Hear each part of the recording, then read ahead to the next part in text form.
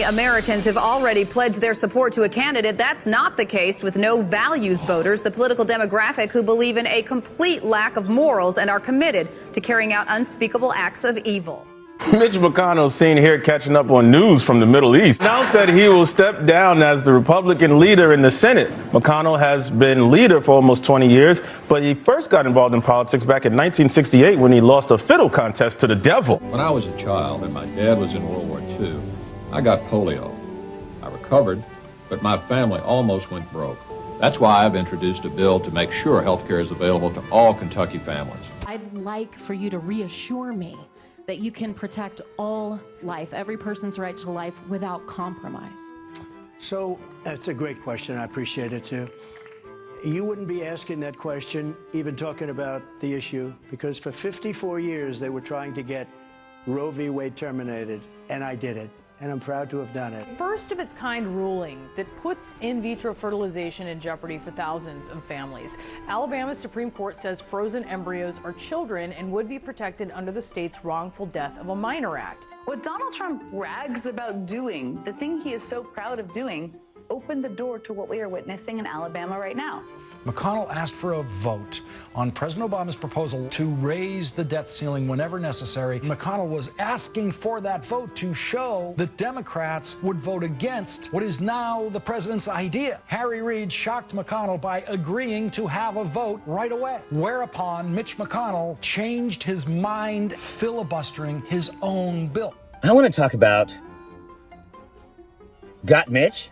The political debate right now seems focused on helping people and making positive change, and that's very alienating for people like us. Alabama Supreme Court ruling that stated frozen embryos amount to unborn children. She tied it to Roe v. Wade, and it has nothing to do with Roe v. Wade. Alabama Supreme Court ruling literally cites the Dobbs decision, by my count, 15 times. Hillary Clinton's accusing us of being against birth control. The last thing we'll do is shut down a fertility clinic to have a child that you desperately want. And the last thing we'll ever do is try to outlaw birth control. So when Hillary Clinton talks about that, that tells me they've run out of things to say about their own agenda. It's BS. And it's not going to work. To my Meemaw when she asked me to scratch her back because her arthritis pills make her skin dry. Your excuses are BS and they're not going to work. McConnell recovered completely from both the polio and the desire to give people health care. Switch to Mitch for senator. That's right. McConnell is retiring, y'all. Now he can gaze into that infinite abyss at his own leisure. So where did this notion get going that we were spending too much in campaigns? We spent on political campaigns in America what Americans spent in one of those years on bubblegum, and about half what they spent on yogurt, about half what they spent on potato chips. Spent $20 million on kennel rations and kibbles and bits ads. So when we talk about spending, we talk about compared to what? We all know his famous evil bullshit throughout the years. Saying this has nothing to do with Republicans is like saying the Dolly Parton song Jolene has nothing to do with a woman named Jolene, which is another argument I'm sure Lindsey Graham would happily make. I'll listen to that song plenty of times. I've never heard of this Jolene.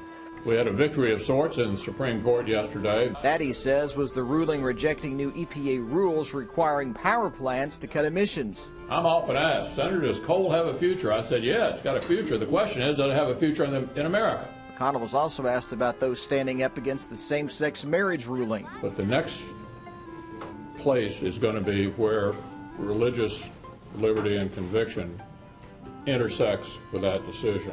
Senate Majority Leader Mitch McConnell said it would be a waste of time to meet nominee Merrick Garland. Are you any more open to holding hearings? Mr. Garland? I spoke to Lindsey Graham, who said to me that he has said to the president, even if you picked me, Lindsey Graham, I would lead the charge against me because you were the one who picked me in an election year. Oh, Lindsey, that's just low self-esteem right there, buddy.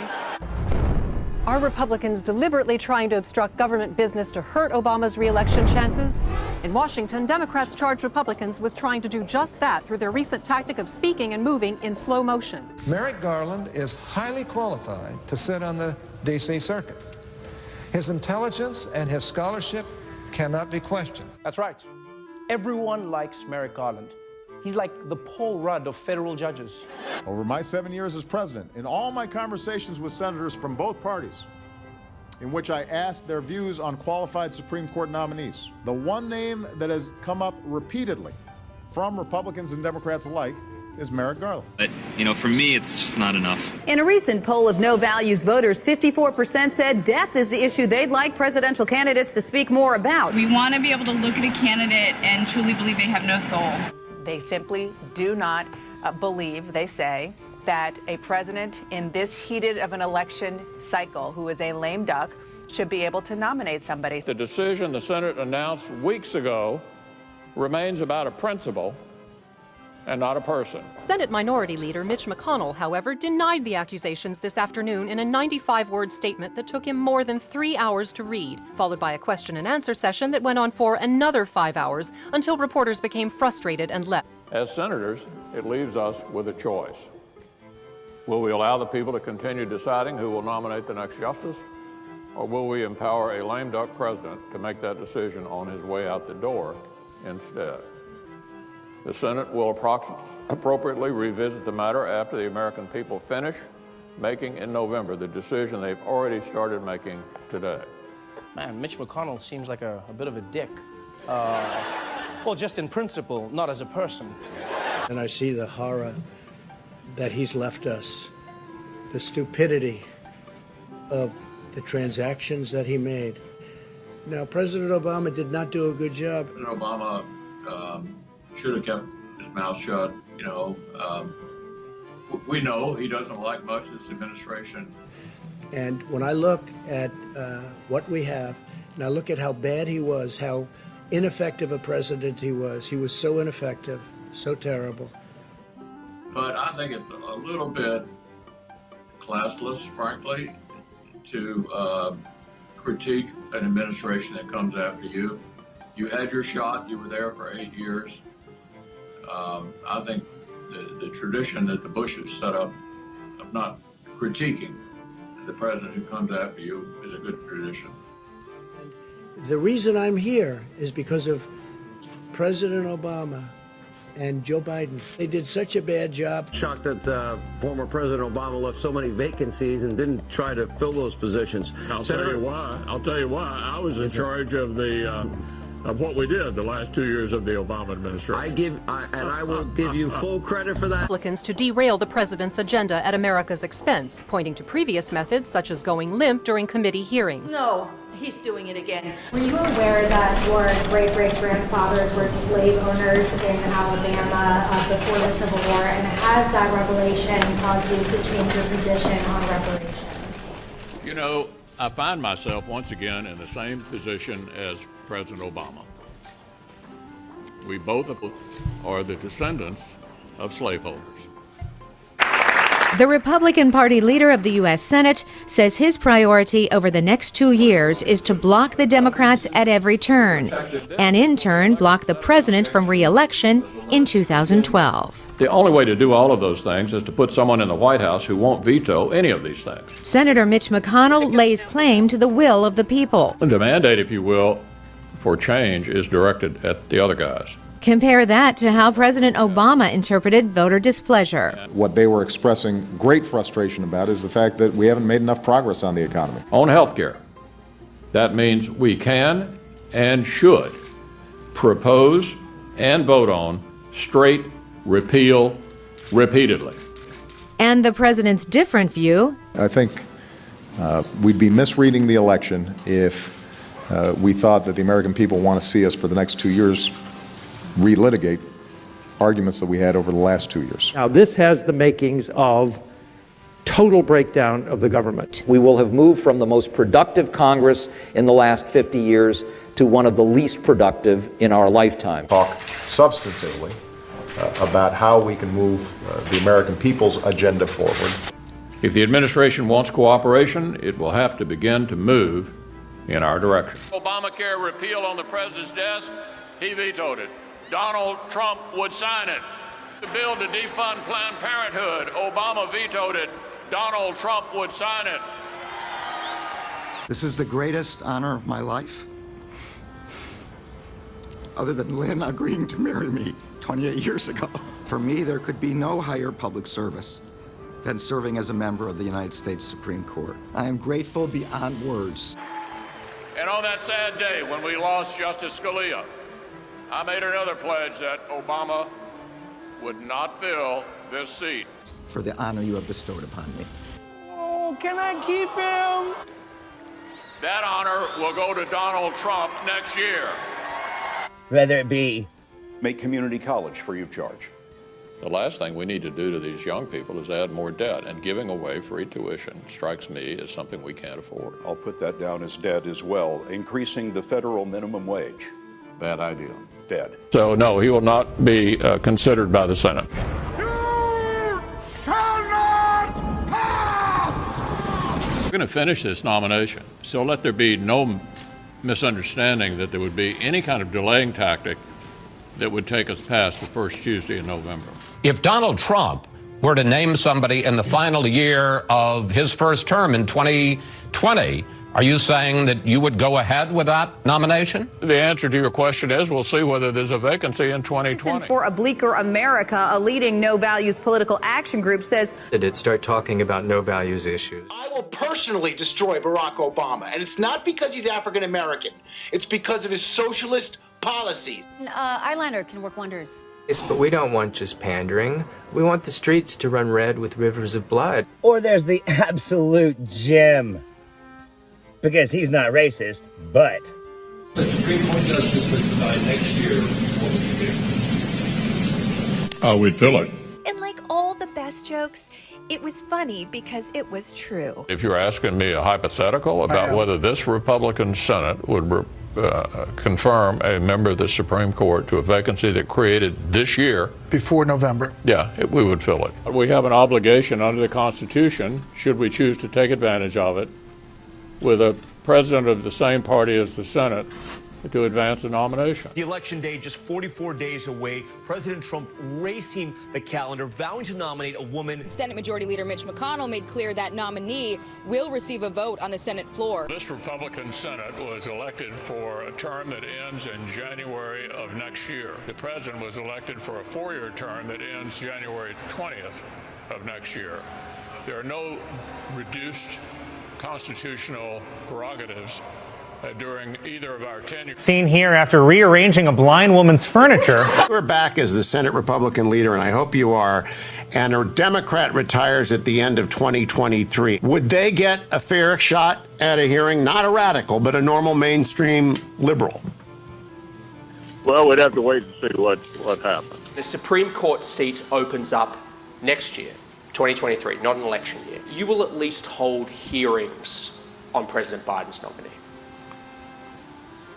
Most hypotheticals I don't answer, and I think that whole question puts the cart before the horse. You won't confirm a justice or put a justice up if you have the majority next year should a seat become available. Is that accurate? Yeah, I'm not going to announce what our agenda might be on appointments before we even become the majority. They come to one of our meetings and says, Obama must be killed. He's got a dark soul. And everyone was like, whoa, what does that mean, dark soul? And he's all like, nah, that's not what I meant. But I gotta tell you, it just didn't sit right with me. Yes, despite possessing the communication style of an amphibian that hasn't quite excreted all of the salt water from its throat pouch, Mitch made himself clear. And we all know what his great promises were. Motherfucker kept them too. The most important decision I've made in my entire political career was not to fill the Supreme Court vacancy when Justice Scalia passed away. We've never failed to address this issue, and we will address it again. I don't know why he's all been out of shape, but we will take care of the 9/11 Victims Compensation Fund. No, Mitch McConnell. I am not bent out of shape. I'm in fine shape. Well, I am out of shape. I am out of shape. But not because of, I'm actually really more pizza crust than man. Really. Meet with them tomorrow as soon as possible and don't make them beg for it. You could pass this thing as a standalone bill tomorrow. Meet with them. I beg it. Behind me, a filled room of 9/11 first responders. And in front of me, a nearly empty Congress. sick and dying. They brought themselves down here to speak to no one. Shameful. It's an embarrassment to the country, and it is a stain on this institution. I'll tell you why. I was in charge of the of what we did. I will give you full. Like, look, Mitch McConnell was a duplicitous, deleterious, dirty fuck turtle. He was, but he wasn't crazy, though. He was cold, calculated, heartless, but not insane. But the motherfucker was effective. Money in politics would now be like the skin under his neck, looser and more voluminous every year. Hey, what? The motherfucker was smart. He had the temerity to marry a Chinese general's daughter. That Chinese general happens to own the second largest shipping company in Asia. Trump, of course, made her. Yes, I think there's blame on both sides. You look at both sides. I think there's blame on both sides, and I have no doubt about it, and you don't have any doubt about it either. And if you reported it accurately, you would say. Neo-Nazis started this. They showed up in Charlottesville to protest. Excuse me, they didn't put themselves down as neo, and you had some very bad people in that group. But you also had people that were very fine people on both sides. And you know, that's hard to remember. Were there any memorable moments where she stood there like a plebe and did her job with no integrity? Define alt-right to me. You define it. Go ahead. Well, I'm saying, define it for me. Come on, let's go. Senator McCain defined them as the same group. Okay, what about the alt-left that came charging at him? Excuse me. What about the alt-left that came charging at the, as you say, the alt-right? Do they have any semblance of guilt? Let me ask you this. What about the fact that they came charging with clubs in their hands, swinging clubs? Do they have any problem? I think they do. So, as far as I'm concerned, that was a horrible, horrible day. Wait a minute. I'm not finished, fake news. That was a horrible day. So you know what? It's fine. You're changing history, you're changing culture, and the neo-Nazis and the white nationalists. And the press has treated them absolutely unfairly. Now, in the other group also, you had some fine people, but you also had troublemakers, and you see them come with the black outfits and with the helmets and with the baseball bats. You had a lot of bad people in the other group too. So I only tell you this: there are two sides to a story. I thought what took place was a horrible moment for our country, a horrible moment.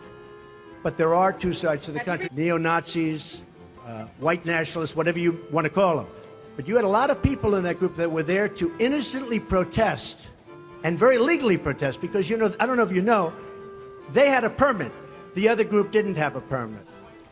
I will tell you something. I watched those very closely, much more closely than you people watched it.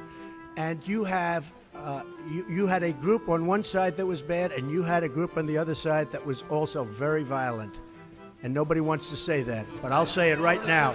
You had a group on the other side that came charging in without a permit, and they were very, very violent. Well, hearkening back to a bygone era when we're chattel, but hey, I guess as long as women were treated like shit too, that's good enough for him, right? I don't know. These people are absolute maniacs. With wealth, power, and the integrity of one-ply toilet paper. Oh, Mitch McConnell, you're such a bastard. He made clear his intention to block the president's agenda in 2010 when he told a reporter, the single most important thing we want to achieve is for President Obama to be a one-term president. From the unpopular decision overturning Roe v. Wade to the fact that 1/3 of the court was appointed, sometimes under dubious circumstances, by a man who never won the popular vote. It's wonderful to hear this news, and it'll be blissful to watch you go. One of my goals as U.S. Senator will be to ditch Cocaine Mitch. And I think we can all agree that his legacy should be forever remembered as the scum-suckiest piece of crap to ever be in the Senate. So I feel like that kind of illustrates the difference in the two sides right now. Is it's like, look, me, first of all, I went viral, and not for 1 second did I assume this means I should be running shit. It's like Mitch McConnell, they don't fight. I think we need better leadership than Mitch McConnell and stronger leadership. Indeed, there were very complicated feelings on both sides. On the right, he ends up at the highest echelons of their government because that's how stupid and crazy they are right now. He damn sure got those judges. He damn sure stacked the court. Everything Republicans ever wanted, from the Patriot Act to the end of abortion. Mitch McConnell, Seen here watching a single mother sell her blood for diaper money, was effective.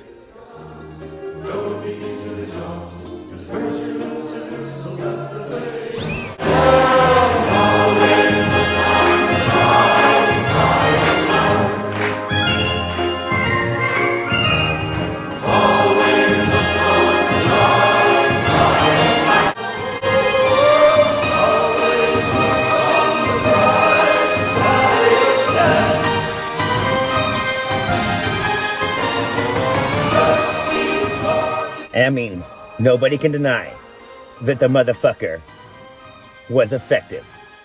And to that, I say,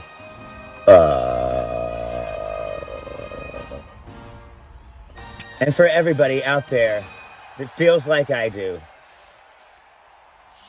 to Mitch McConnell, we all say, fuck you.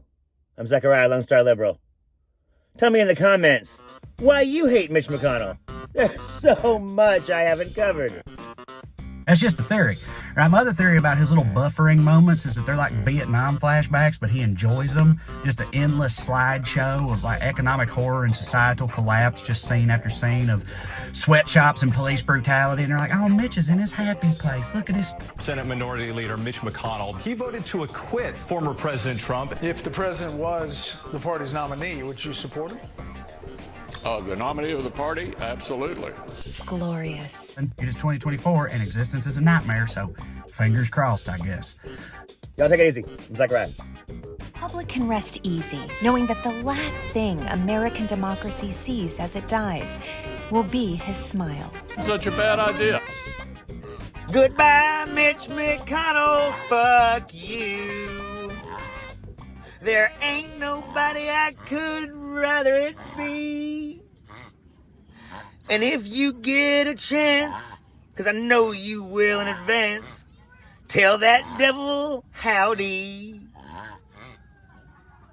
Goodbye, Mitch McConnell. I'm so sick of it. I'll be so happy when we're rid of it. Fuck you, Mitch McConnell. Goodbye forever. I'm done with you, motherfucker.